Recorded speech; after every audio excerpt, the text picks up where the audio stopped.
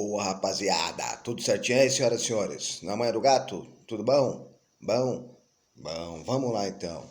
É o seguinte, a gente vai dar continuidade aqui para ajudar vocês na resolução da próxima apostila, firmeza? A gente hoje vai ter uma aula um pouquinho mais rápida, que a gente vai falar sobre Mesopotâmia, tem algumas semelhanças com o nosso último assunto, que foi o Egito Antigo, firmeza? A gente hoje não tem imagens tão bonitas, só a minha, então logo não é bonito, mas eu acho que dá para trabalhar um pouquinho. Lembrando que hoje, para que a gente consiga trabalhar de forma um pouquinho melhor, pega seu livro lá, pede break. Abre seu livro na página 92, por gentileza, 92, certo? Página 92, que a gente vai seguir utilizando algumas imagens do livro e um mapinha também. Beleza? Tudo bem? Enquanto você pega o seu livro e vai abrindo na página 92, por favor, eu vou dar aquele recadinho de sempre, né? Aí, irmão, não esquece, por favor, de colocar seu nome, sobrenome e a sua turma nos comentários do grupo no Facebook, hein, o Orelha Seca. Não é para colocar no YouTube, beleza? Tudo bem? Certinho? Ótimo. Então vamos lá. A gente hoje vai falar sobre um dos povos que a gente conhece como, que a gente também pode chamar como sociedade hidráulica, por causa da grande utilização das águas. Assim como no Egito e no reino de Cush, que a gente estudou os dois últimos povos, os povos da Mesopotâmia também vão utilizar muito bem os rios dessa região, certo? Se você abrir na página 92, você deve estar vendo um mapinha aí. Nesse mapinha, na página 92, tem três tipos de cores, né? A gente tem o rosa, o amarelo e o cinza, tudo bem? A parte rosa é a parte referente ao o que era a Mesopotâmia na Antiguidade, beleza? E na parte cinza, na sua esquerda, aqui, se você for para a esquerda, você vai ver uma coisinha chamada aí, ó, Egito, beleza? Então, a gente consegue perceber que existia, de certa forma, uma proximidade. Não eram tão próximos, porque esse mapa está reduzindo bastante, né? Mas havia uma proximidade, sim. Então, a gente está falando daquela região que a gente chamou na outra aula de crescente fértil, né? Uma região que faz uma espécie de uma lua crescente, beleza? De povos da antiguidade.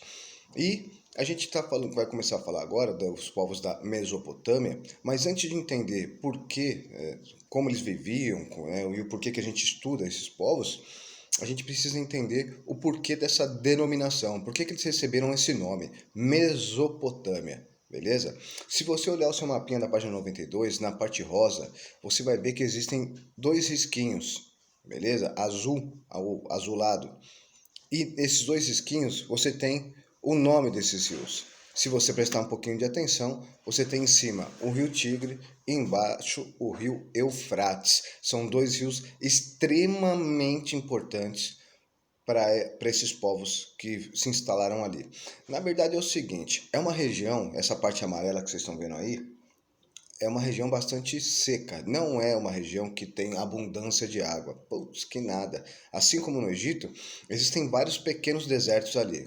O Egito é um deserto grande, né? É um grande deserto Saara, mas nessa região amarela aí, e até na parte cinza também, na Arábia Saudita ali, Jordânia, você tem diversos pequenos desertos. É uma região muito montanhosa também. Isso dificulta para você fazer agricultura.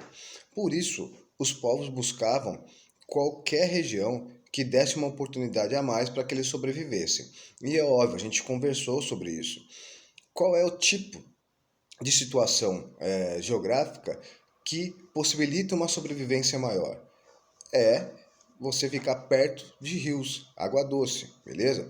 A água, ela te ajuda a beber, você vai beber água, se hidratar, você vai cozinhar, você vai inclusive usar água para fertilizar as terras. Mas a gente viu, por exemplo, que no Egito, o próprio rio já fertilizava as águas. O rio Nilo enchia e depois, quando ele voltava ao normal, a terra que tinha sido inundada pelas águas do rio Nilo, as terras, estavam já prontas para um plantio, beleza? Porque o rio deixava um monte de material orgânico, uma terra preta chamada humus, e aí já estava pronto para ser preparada e plantada, beleza? Isso eu estou falando no Egito. Mas na Mesopotâmia vai ocorrer algo muito parecido, beleza? Só que ao invés de ter um rio só, na Mesopotâmia nós vamos ter dois rios, o rio Tigre e o rio Eufrates. E se você notar aí, esses rios eles estão correndo de forma separada, mas existe um território no meio, é justamente esse território que vai dar nome à região. Mesopotâmia. Mesopotâmia significa entre rios, no meio de dois rios, beleza? Meio, Potâmia, rios, certo? Inclusive até tem um animal que tem esse potamos, ele segue com essa nomenclatura. Mesopotâmia, Potâmia, rio. Hipopótamo, pótamos, rio também, então tem semelhança. Hipopótamo quer dizer o cavalo do rio, beleza? Não sou eu não. Então, não, isso não interessa agora. Bom, segue a regra. E aí, essa região da Mesopotâmia vai receber esse nome por causa dessa característica geográfica de estar entre dois rios, beleza?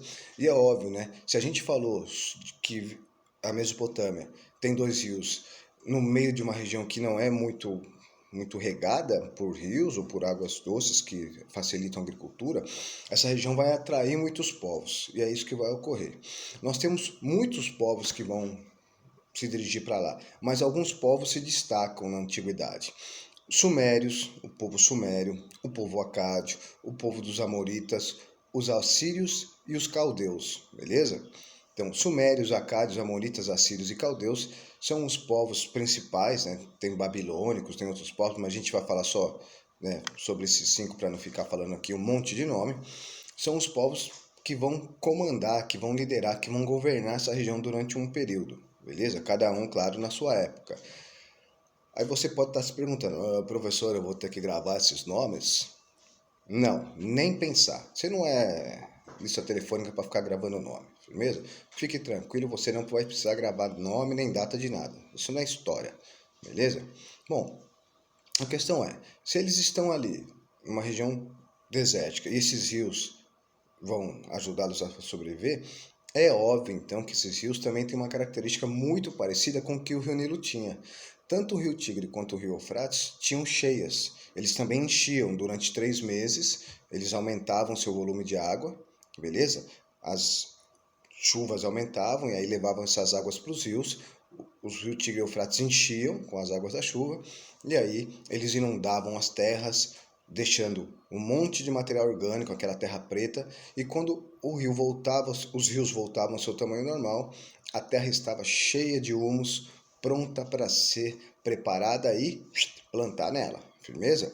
Então, a gente já sabe uma coisa, na Mesopotâmia, a base da economia é a agricultura, pecuária, e isso vai gerar outros setores. Os mesopotâmios faziam muita agricultura, é óbvio, também criavam muito animais, pecuária, e isso vai gerar um comércio muito grande, beleza? Eles trocavam muitas mercadorias e depois vão aparecer as primeiras moedas, dinheiro, sistema monetário. Ao mesmo tempo que eu vou ter também muitos comerciantes, artesãos fazendo joias, inclusive se você abrir na página 91, você vai ver joias feitas na Mesopotâmia, certo? Lá na frente a gente vai até conversar sobre isso, vai aparecer outros objetos feitos pelos povos da Mesopotâmia, beleza? Eles eram grandes artesãos e é claro, né? O cara que fazia joia, fazia roupa, ele trocava, ele comprava, ele vendia e isso vai aumentar o comércio. E essa é uma das características que vai fazer com que a Mesopotâmia seja estudada por nós, beleza? Por quê? Por causa do comércio, da intensidade, agricultura, muita gente vai para lá. A gente vai ter muito conflito também e começam a surgir algumas cidades. Essas cidades vão crescer, elas vão fazer muros em volta para se protegerem de invasores, beleza? Mas havia guerra, porque era muito povo disputando uma terra fértil, era muito povo para pouca terra, beleza? Lembrando que não tínhamos terras muito férteis naquela região. Bom, por causa do comércio intenso e também por causa dessa centralização, quer dizer, surgem cidades, e se surgem cidades vão surgir então governos e governantes, e as cidades vão ser governadas por reis, reis que eram entendidos como mandado pelos deuses para que eles governassem as cidades. Vamos lembrar também, eu vou informar aos senhores, que os mesopotâmicos, assim como os egípcios, eram politeístas, mas eles não tinham a mesma religião. Quer dizer, eles acreditavam em vários deuses, os seus deuses, que eram vários, mas eram deuses diferentes dos deuses egípcios, beleza? Então, o rei que governava, ou os reis, porque cada cidade na Mesopotâmia, e tinha um monte, cidades-estados, que a gente chama, cada cidade tinha seu próprio governo, tinha o seu próprio rei, beleza? E esse rei, então, era alguém que tinha sido mandado pelos deuses para governar aqui na Terra. Esse rei ele governava com a ajuda de algumas pessoas, né, os nobres e sacerdotes, e cobrava imposto da população que trabalhava e produzia alguma coisa. Tudo bem? Certinho? Mas, para que eu cobrasse imposto, eu preciso fazer algum controle, né? E eu, como comerciante, eu não sou governo. Eu acabei de falar, o governo ele precisa controlar, precisa ter controle do que ele recebeu para ele cobrar imposto direitinho, certo? E eu, como comerciante, eu também preciso saber o que eu estou comprando, o que eu estou vendendo, para eu não me perder e tomar prejuízo, beleza? Essas necessidades de controlar os impostos e controlar o comércio será um dos impulsionadores, quer dizer, uma das coisas que vai fazer com que as pessoas comecem a pensar num sistema de escrita, beleza? E a Mesopotâmia, ou os mesopotâmicos, eles são um dos primeiros povos a criar um sistema de escrita. Rapaziada, eles não são os únicos a criar a escrita, beleza? A gente não tem certeza quem é o primeiro povo a criar um sistema de escrita. Ela pode ser criada no Egito, pode ter sido criada na América, pode ter sido criada na Ásia, mas o que a gente sabe hoje é que os mesopotâmicos foram um dos primeiros a desenvolver um sistema de escrita, beleza? E um dos primeiros povos também a desenvolver um sistema de código de leis, a juntar as leis para que as pessoas obedecessem, para evitar, por exemplo, que as pessoas saíssem se matando, beleza? O primeiro sistema de escrita criado pelos mesopotâmicos eu estou falando, é um sistema de escrita bem curioso. Ele não é como o nosso, que tem letras, a gente junta e vai formando palavras. É um sistema de escrita parecido com o que os egípcios faziam, certo? O que os egípcios faziam? Eles tinham alguns símbolos para algumas determinadas coisas, beleza? Então tinha lá, a árvore tinha um símbolo, o peixe tinha outro símbolo. Então aquilo ali ia formando a frase. Então, se você abrir na página 94, você vai ver, por exemplo, uma placa de argila, que era como os mesopotâmicos escreviam. Eles pegavam uma placa de argila e com uma madeirinha, um pauzinho, eles iam fazendo essas marcas na placa de argila, certo? E essa placa de argila, então, era como se fosse uma folha para eles. Folhinha pesada. Imagina se levar um caderno de folha de argila. Pelo amor de Deus, hein? O maluco ia ter problema de coluna. E essa era a forma que eles registravam as coisas. Registravam os impostos, registravam as leis, registravam o comércio, beleza? E essa madeirinha que eu falei que eles escreviam na argila, que eles iam fincando para fazer esses sinais, ela tinha uma forma triangular e aguda que tem a forma de um objeto que é usado na marcenaria principalmente. Um objeto chamado cunha, beleza? É um negocinho triangular, tem um biquinho e ele é usado para quebrar, para partir, para abrir espaços em madeiras ou pedras. Esse pauzinho em forma de cunha, que era usado para fazer essas anotações que vocês estão vendo na página 94, é o que vai dar nome à escrita. A escrita mesopotâmica ela recebe um nome, é a escrita cuneiforme, beleza? Em forma de cunha, tá bom? E não é a primeira escrita da humanidade, pelo menos agora nós historiadores sabemos disso, mas foi uma das primeiras que são registradas, beleza? E ela tem uma importância enorme. Por quê? Porque através desse sistema de escrita cuneiforme, a gente sabe, por exemplo, da existência de um código de leis, que é também um dos primeiros da humanidade, e que é muito interessante. É um código de lei muito duro, muito violento, era pegado. A gente vai até mais para frente falar um pouquinho sobre ele na resolução das atividades. É um código de lei feito por um imperador chamado Hammurabi, beleza? E esse imperador, ele junta algumas leis, mas ele põe agora as leis de forma escrita e as pessoas vão ser obrigadas a respeitar. E era o seguinte, por exemplo, vamos dizer que se você fosse um engenheiro, um pedreiro, você fez uma casa, a casa ficou mal feita, e aí na primeira chuva que deu lá, numa tempestade de areia, a casa caiu. Aí, e quando a casa caiu, ela matou o dono da casa. Então você é o pedreiro, você fez a casa e a casa caiu numa tempestade e matou o cara que você fez a casa. Sabe o que vai acontecer com você? Você vai morrer também, vacilão. Ai, caramba. Se você brigou na rua, saiu na mão, e aí na briga você enfiou o dedo no zóio do cara, do seu oponente, e deixou ele cego do zóio.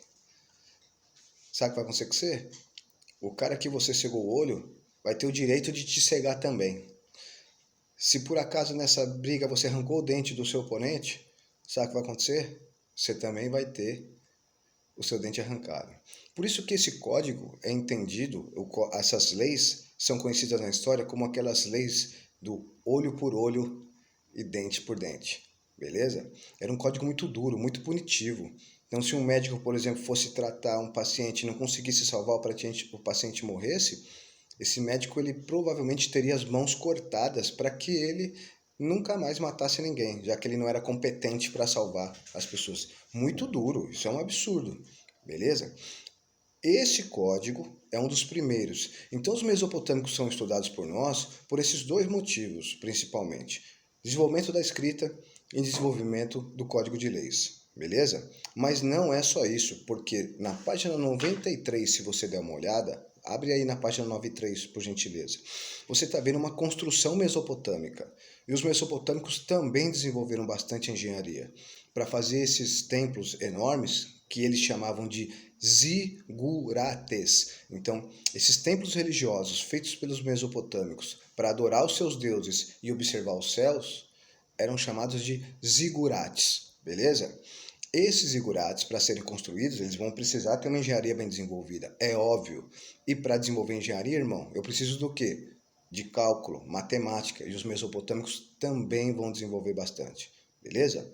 Então, já desenvolveram a escrita, desenvolveram as leis, a engenharia, a matemática, e através da observação dos céus feitas nesses templos aí, eles também começam a mapear os céus. Então, eles desenvolvem bastante o estudo das estrelas, a astronomia. Toma cuidado para não confundir. Astronomia é uma coisa, astrologia é outra, certo? Tem nada a ver a cena aí. Astronomia é um estudo científico, astrologia é um estudo não científico, vamos dizer assim, beleza? Então, os mesopotâmicos, para controlar o comércio e cobrar os impostos, os governos da Mesopotâmia, vão começar a desenvolver um sistema de escrita que a gente acabou de ver aí na página 94, feitos em argila, beleza? A gente tem muita referência, muita mesmo. Inclusive tem o Código de Hammurabi, esse código de leis duros que a gente falou, que a gente acabou de comentar com vocês, tem inclusive uma pedra grande de 2 metros e pouco, na França está, né? Os franceses levaram para o seu museu lá, o Museu do Louvre, em Paris. Você tem uma pedra lá, onde está escrito uma grande parte do Código de Hammurabi, que é essa fotinha que está aí na sua página 95, beleza? Na página 95 você consegue observar no Museu do Louvre essa pedrinha que tá aí, as pessoas estão observando, que tem lá o Código de Hammurabi sendo entregue pelos deuses a Hammurabi, beleza? E aí você tem um monte de leis ali embaixo e as pessoas tinham acesso para ler. Se bem que não era todo mundo que sabia ler, beleza? Então, essas são as grandes importâncias da Mesopotâmia. Matemática, engenharia, sistema de escritas, sistema de leis e astronomia. Firmão? Mas daí vem a pergunta. A gente já falou do que eles viviam, beleza? A gente já falou um pouquinho de como eles se sustentavam. Isso é bastante interessante, mas a gente não pode esquecer que eles viviam também em regiões, numa região fértil, e que isso atraía muitos povos, e o conflito vai ser constante. Então, uma das coisas que as cidades da Mesopotâmia precisavam ter era um exército bem organizado, bem trabalhado, para evitar invasões, beleza? Todos os povos que governaram a Mesopotâmia, caldeus, assírios, babilônicos, amoritas, eles precisavam ter um exército organizado. Tudo bem? E aí desenvolvem arma, desenvolvem também uma divisão social. E é isso que a gente vai falar agora. Abre lá na página 100, por gentileza, já está acabando.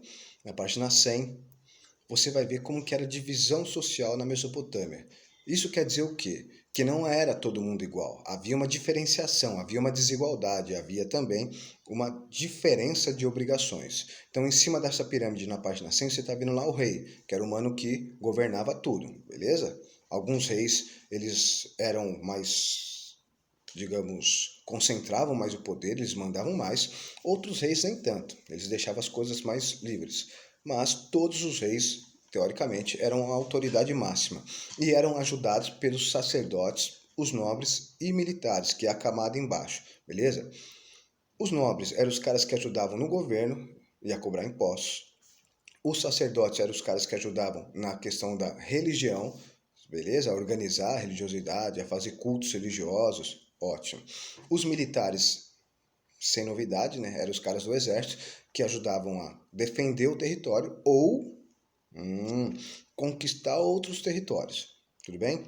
Abaixo, na classe, logo abaixo que vocês estão vendo aí, comerciantes, escribas e artesãos, e aí tem uma função importante, os escribas, assim como no Egito Antigo, não eram todos que sabiam ler e escrever, beleza? Existia uma classe de pessoas que aprendia e eles eram quem dominavam a leitura, a escrita e, às vezes, também eram os únicos que dominavam cálculos. Comerciantes, artesãos, sem novidade, né? Os caras, eles trabalhavam no comércio ou fazendo artesanato. Artesanato que você está vendo aí na página 101.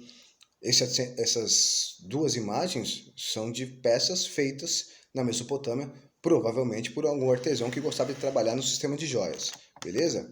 E lá embaixo, na última camada, os camponeses e escravos. Camponeses eram pessoas livres que trabalhavam nos campos, produzindo ou produzindo qualquer tipo de alimento, plantando, né, cultivando, ou criando animais, beleza?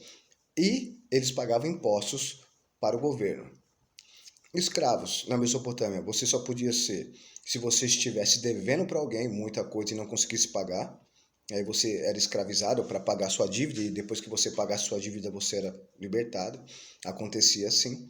Ou se você foi preso numa guerra, você lutou contra a Mesopotâmia, foi aprisionado e aí você tornou-se um escravo. Beleza? Tudo bem? Quem sustentava essa sociedade, se você olhar, eram os camponeses, né? Camponeses escravos. A maioria quem trabalhava eram de camponeses mesmo. Então, eles pagavam impostos. Depois a gente vai ter os comerciantes artesãos que também pagavam impostos, beleza? E aí, escribas, militares, sacerdotes, nobres eram sustentados por esses impostos pagos por camponeses, escravos, artesãos e comerciantes. Beleza? O que a gente tem que entender na Mesopotâmia agora? Na Mesopotâmia, esses dois rios, eles vão ter a mesma função do Egito. Por quê? Porque eles vão dar vida no meio do deserto, beleza? Tudo bem? Certinho, senhores? E, assim como no Egito, eles têm uma importância histórica.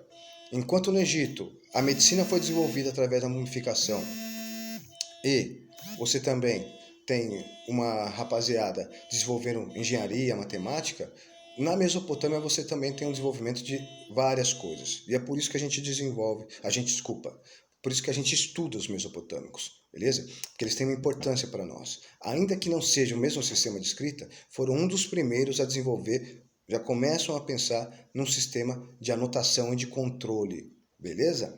Tudo bem? Certinho? Ótimo. Então, espero ter ajudado vocês. Qualquer dúvida, coloca nos comentários ou manda direto para mim, beleza? E é desse jeito. Espero ter ajudado vocês um pouquinho sobre Mesopotâmia e a gente segue a rima aí. E lembrando, né, na última aula houve um problema com o YouTube, porque esse documentário que eu ia passar sobre o Egito, eu tenho ele e eu passo parte deles, várias partes, só que eu vou pulando. Como não estamos tendo aula presencial, eu achei o documentário inteiro e coloquei, que eu até pedi para vocês verem só os primeiros 35, 40 minutos, né? Mas a obra inteira acabou tendo um problema, certo? Peço desculpas, mas eu consigo ver aqui. Se você entrar no seu computador, seu celular aí, no YouTube, e colocar lá, Construir um Império Egito Antigo, você consegue ver tranquilamente todo o documentário, beleza? quem tiver curiosidade. Mas quem viu as partes depois que eu coloquei, acho que deve ter ajudado um pouquinho, certo? Tudo bem? Bom, senhoras e senhores, espero ter ajudado vocês. Muito obrigado pela atenção e paciência. Me desculpa se eu não proporcionado. Vai de leve na manguata da Marília. Não sai de casa, pé de breque, que não acabou ainda não. E se for sair, comprar uma pizza de 10 ali, mete uma máscara nessa carinha bonita aí. Fui!